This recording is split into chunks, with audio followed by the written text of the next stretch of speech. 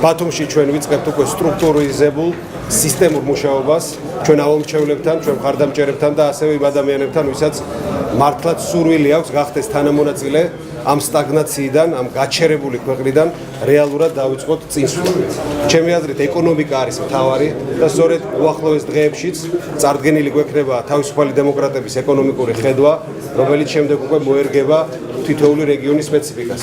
ბათუმშიც ჩვენი მთავარი ამოცანა იქნება ხელი შეუწყოთ ბიზნესს, ხელი შეუწყოთ ეკონომიკის ზრდას და დასაქმებას. ამას სჭირდება ერთგული, კომპეტენტური, პროფესიონალი ადამიანების გუნდი. და მე დარწმუნებული ვარ, რომ სწორედ ეს ადგილი თავისუფალი დემოკრატების გუნდი შეძლებს ესეთი ხალხი მოიზიდოს და ერთად ვიზრუნოთ ჩვენი აჭარის და ბათუმის უკეთესი მოვალისთვის.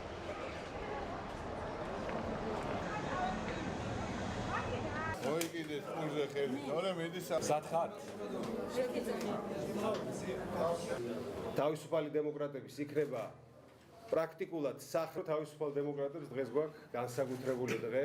მადლობა უთხრა ყველას, ვინც გვიერთდებების მოგვარებაზე და ჩვენ